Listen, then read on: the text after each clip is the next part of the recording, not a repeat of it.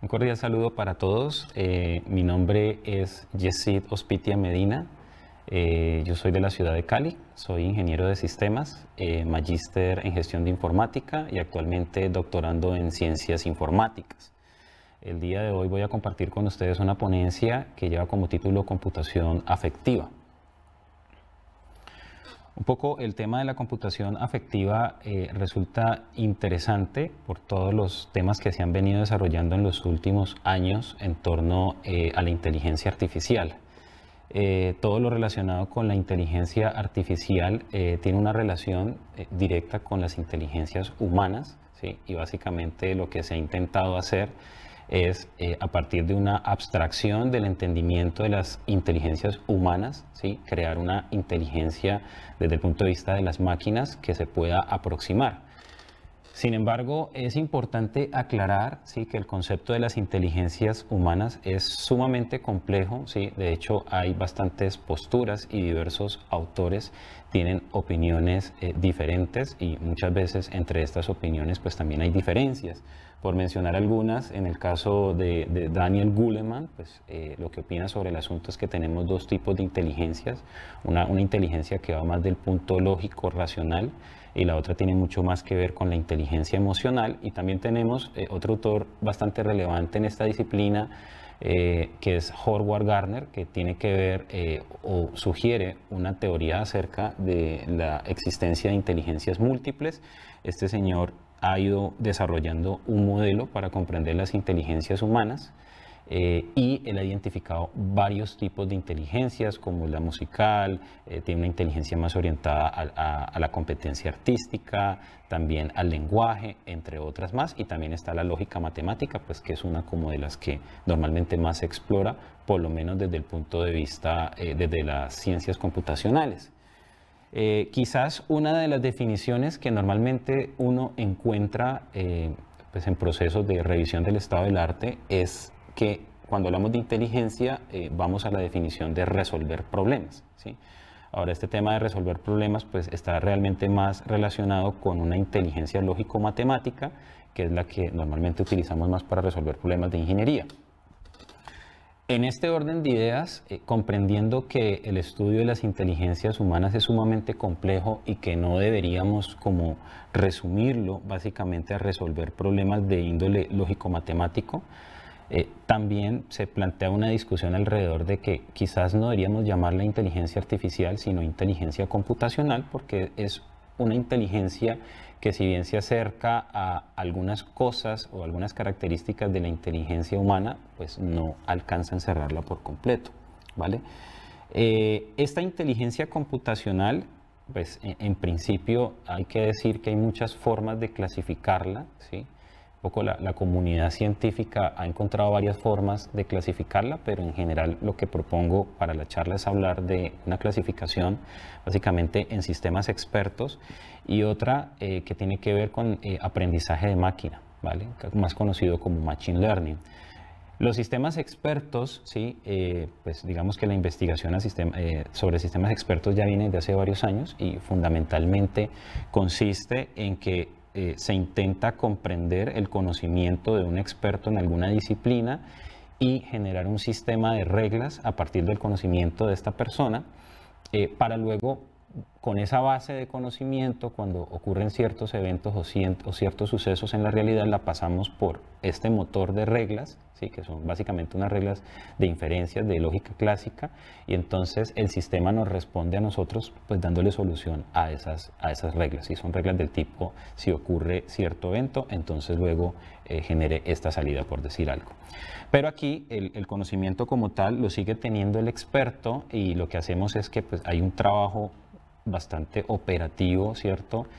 Complejo, es de mucho esfuerzo porque tenemos que extraer esas reglas del experto y pues a veces no es muy simple. Luego tenemos el otro enfoque, que es el de Machine Learning, de aprendizaje de máquina, donde la gran diferencia es que en el Machine Learning los algoritmos, a partir de una cantidad de datos proveniente de alguna fuente, generan el conocimiento, ¿sí? Entonces hacen una actividad como de descubrimiento del conocimiento, y esas reglas que antes teníamos que identificar digámoslo, de manera manual con un experto. En aprendizaje de máquina lo que ocurre es que estas reglas se van construyendo porque el sistema va aprendiendo, digamos, del universo de datos que él tiene allí para aprender, sí, que tiene para observar, y entonces genera esas reglas de manera automática y por eso decimos que él aprende, ¿sí? Lo interesante del Machine Learning es que realmente es una muy buena aproximación a la capacidad de aprendizaje que tenemos los seres humanos, ¿sí?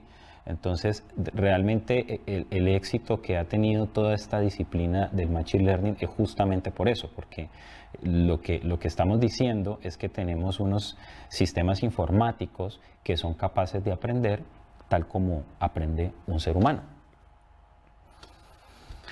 Por otra parte, ¿sí?, tenemos el tema de las emociones, que desde el punto de vista de Daniel Goleman, ¿sí?, es otro tipo de inteligencia humana, ¿sí?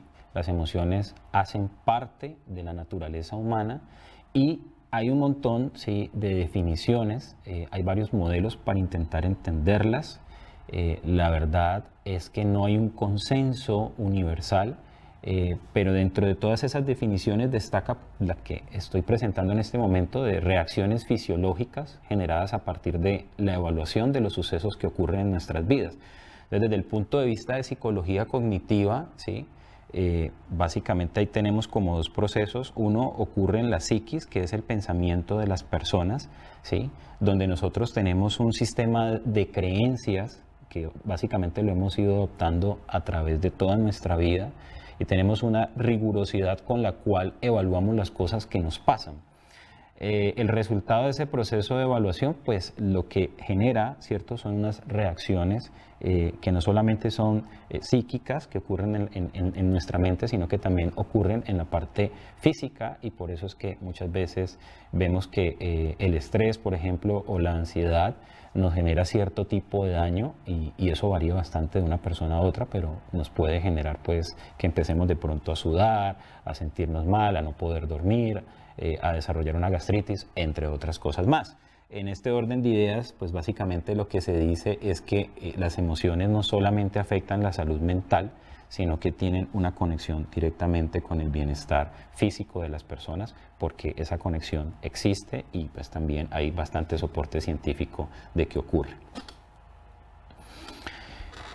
Ahora bien, conociendo todos estos antecedentes de las emociones, aparece una disciplina, así que ya lleva también un buen tiempo como tal, digamos, en crecimiento, pero ha tenido bastante desarrollo en los últimos años, que es la computación afectiva, ¿sí? La computación afectiva es una disciplina que hace parte de las ciencias computacionales, que básicamente se ha interesado en comprender las emociones humanas, investigar y generar, digamos, una serie de esfuerzos para ver cómo se pueden diseñar sistemas informáticos que sean afectivos, ¿sí? Entonces, digamos que aquí lo que se pretende es que tengamos unos sistemas que sean capaces de comprender las emociones de su usuario de alguna manera, pero también que el sistema también de alguna manera pueda simular algún tipo de comportamiento emocional o afectivo y que eso se transmita al usuario,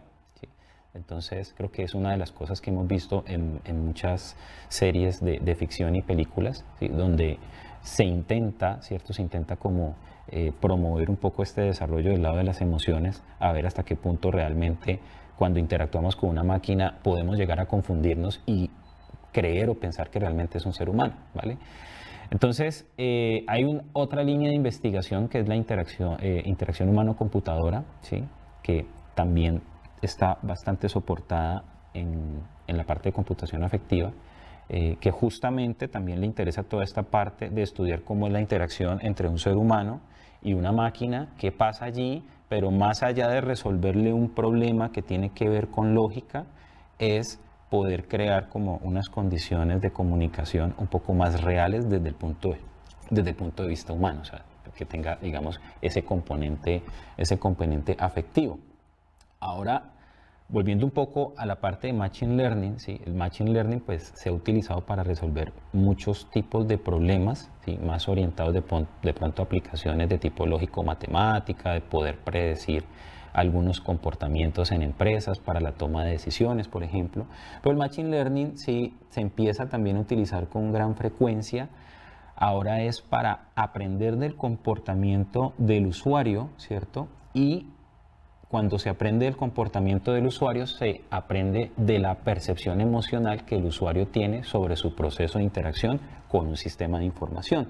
Y eso es bastante interesante porque pues ese aprendizaje le va a permitir a un sistema de alguna manera comprender la condición afectiva que tiene esta persona y de pronto generar alguna estimulación de retorno. Aparece también otro tema bastante relacionado con interacción humano-computadora, que son las interfaces multimodales avanzadas. Resulta que para nosotros poder tener un acercamiento a las emociones de las personas desde las tecnologías y desde las ciencias computacionales, se tienen que empezar a desarrollar nuevas interfaces y ya lo hemos visto, ¿no? Digamos que hoy en día, por ejemplo, tenemos sistemas que hacen uso de los micrófonos para hacer reconocimiento de voz, y en ese reconocimiento de voz, dependiendo del tono de voz con que la persona hable, se puede hacer alguna inferencia sobre cómo se encuentra esa persona emocionalmente. También tenemos la cámara, entonces como si a la computadora le estuviéramos empezando a colocar algunos de los sentidos humanos, ¿sí? Por eso hablamos de interfaces multimodales avanzadas.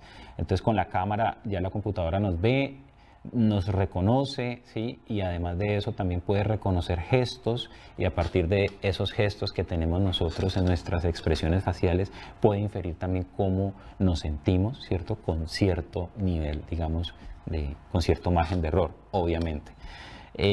Ya empezamos también con otras tecnologías más del mundo de interfaces ápticas, y que tiene que ver más con la parte del tacto, que es algo que no está muy desarrollado todavía, ¿sí? Está quizás más desarrollado, pero en temas de experimentación, en grupos de investigación, en laboratorios, pero no es algo que todavía esté, digamos, muy cerca al usuario final. Están, por ejemplo, las narices electrónicas, que también existen, y sabemos que el olfato es otro sentido también del ser humano, y de hecho pues, hay una serie de propuestas donde hacen terapias incluso con olores, y lo que se promete es un poco estimular ciertos cambios emocionales. Y las narices electrónicas ya existen, se pueden entrenar con una inteligencia artificial para detectar ciertos olores, y hoy en día tienen, más que todo, están siendo orientadas a aplicación de industrias y a resolver algunos problemas de industria. Con respecto a la medición de emociones, ¿sí?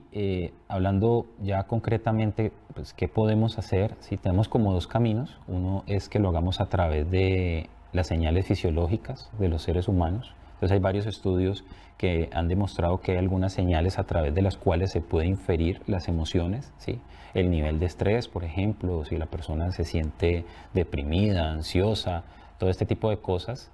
Hay algunos relojes inteligentes o algunas banditas que ellas sensan algunas cosas, como por ejemplo la electroconductividad en la piel, la temperatura, el ritmo cardíaco, entre otras cosas más, y se han diseñado unos algoritmos con fundamentación científica, ¿sí? Donde básicamente lo que dicen es que si esas señales presentan ciertos valores, entonces las asocian con un estado emocional, y con eso han entrenado un algoritmo. Luego, en la medida que estos dispositivos van haciendo el proceso de medición, le pasan esos valores al algoritmo, y el algoritmo hace una predicción, ¿cierto? Donde dice, bueno, la persona probablemente está triste, probablemente está deprimida, probablemente está alegre, entre otras cosas más. Obviamente existen también otros equipos más avanzados, y hay algunos cascos, por ejemplo, pero son supremamente invasivos para colocárselos en la cabeza, y ya miden otro tipo de señales que transmiten el cerebro. Es mucho más preciso, pero pues esto es más para fines de experimentación, porque no es algo que el usuario final pueda aportar. Bien. Y por supuesto está el reconocimiento facial, que no solamente hoy en día utilizamos todo el tema de inteligencia artificial para reconocer objetos, ¿sí? Sino para reconocer rostros, identificar de qué persona se trata, pero además de eso también estas aplicaciones, por ejemplo, pueden identificar si hay una sonrisa, si a partir de los gestos se puede decir algo, ¿sí? Incluso puede identificar si la persona tiene gafas, si no tiene gafas, el género, bueno, muchas cosas más.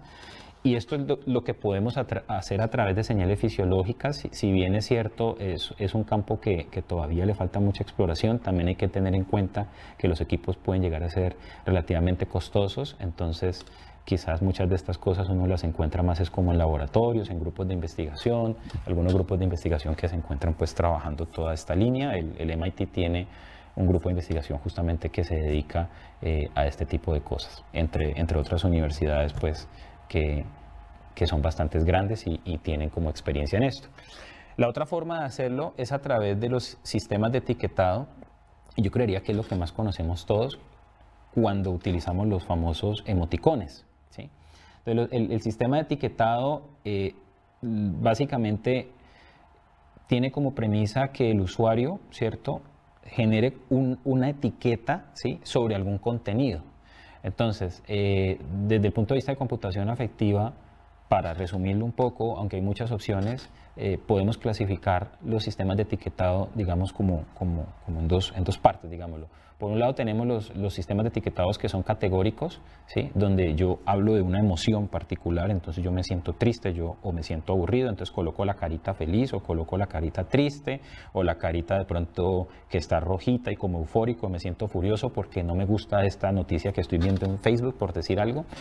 Entonces allí el usuario lo que está haciendo es que básicamente, si lo está haciendo en una red social, le está diciendo a esa red social, mire, ese contenido a mí no me gusta, o ese contenido a mí me gusta.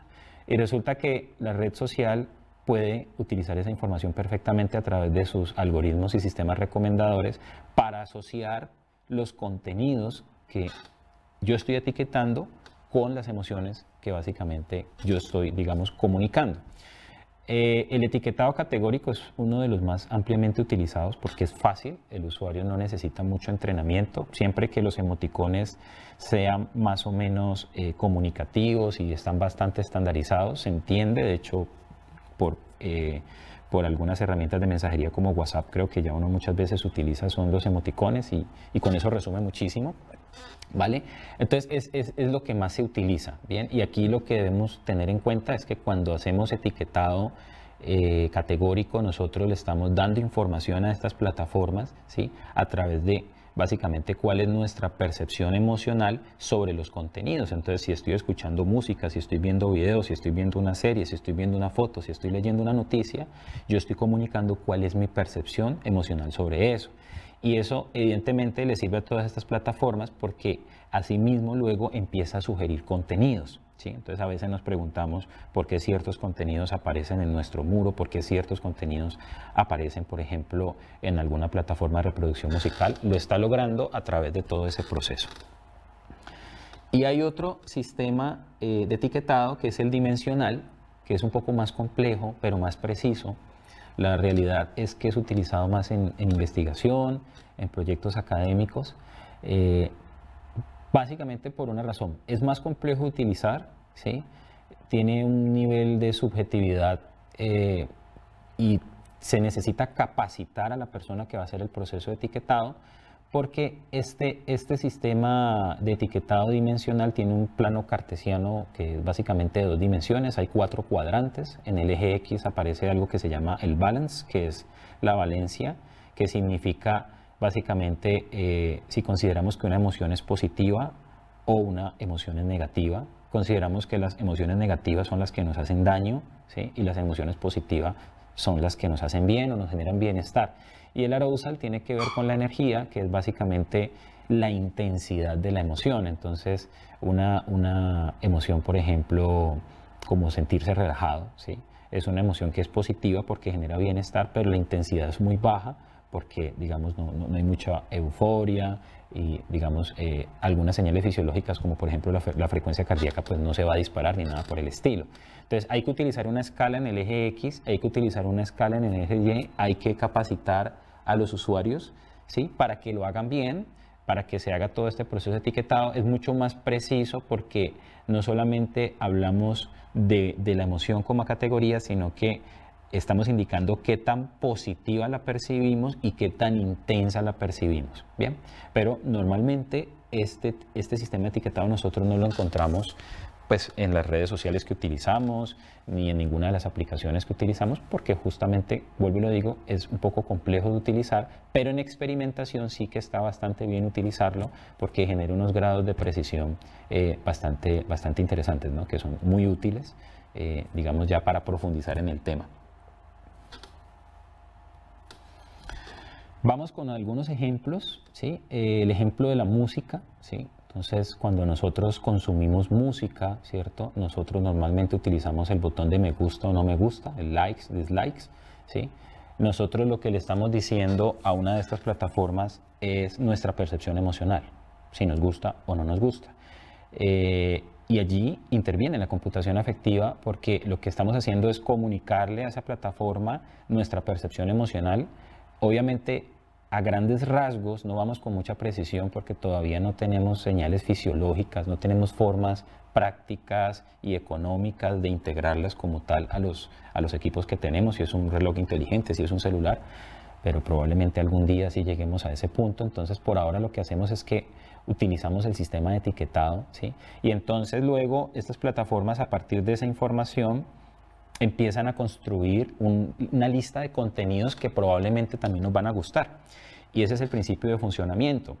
Evidentemente, algunas funcionan mejores que otras porque pues, los algoritmos de Machine Learning pues, requieren un montón de trabajo, ¿sí? Detrás de un modelo de predicción o de clasificación hay que hacer muchísimas cosas y hay algunos algoritmos que de pronto no están bien entrenados, entonces es como si es como cuando uno le está enseñando a un niño a sumar, ¿sí? Pues eso implica tiempo, ¿vale? Si no le dedico suficientemente tiempo, el niño se va a equivocar. Es lo mismo, si le vamos a enseñar a un algoritmo de inteligencia artificial, pues hay una serie de cosas desde el punto de vista técnico que tenemos que hacerlo muy bien. Entonces, algunas plataformas son de pronto mejores recomendando que otras. Y hay otras plataformas, en el caso de la percepción emocional, pues que van un poco más lejos y no solamente le preguntan al usuario si le gusta y no le gusta, sino que además de eso le preguntan qué siente.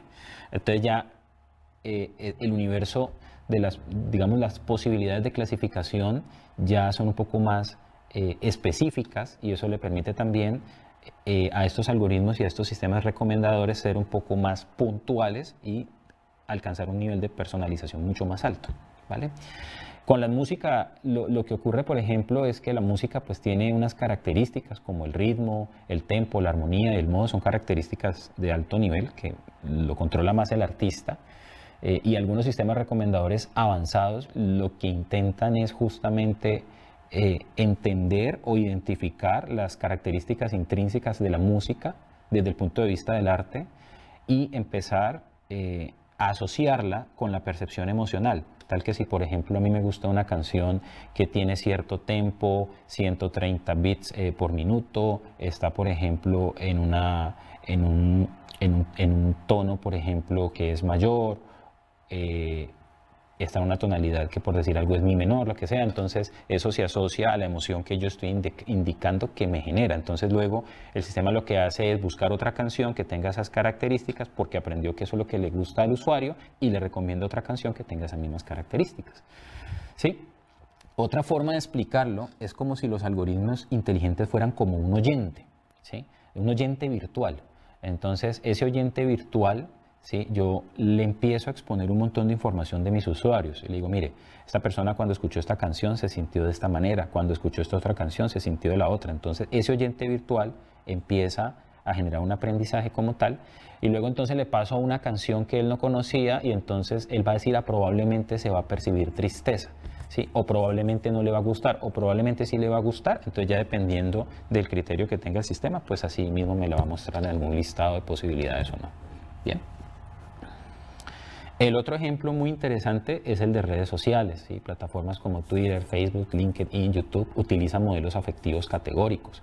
Normalmente cuando nosotros utilizamos estas plataformas a nosotros nos presentan una serie de contenidos. Ese contenido puede ser texto, puede ser una imagen, el texto pues tiene también un contenido, puede haber un video, pueden haber muchas cosas allí, ¿sí? Y lo que sucede con estas plataformas es que a partir de algoritmos de inteligencia artificial, la plataforma va aprendiendo sobre la percepción emocional que los usuarios tienen sobre esos contenidos.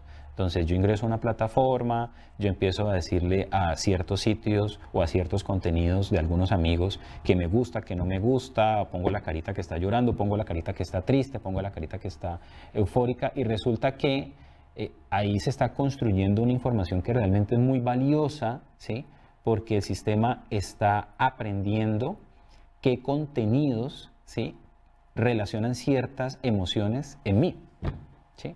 Ahora, esos contenidos tienen unas características, entonces a esos contenidos, si es una imagen, también le pueden aplicar Machine Learning y empiezan a identificar objetos y cosas que hay allí, y luego entonces buscan otros contenidos que tengan unas características similares. Y entonces lo que va a suceder, o lo que podría suceder, ¿vale? Lo que podría suceder es que estas plataformas empiecen entonces a lanzar una serie de contenidos con unas características similares, porque muy probablemente son las que a mí me gustan.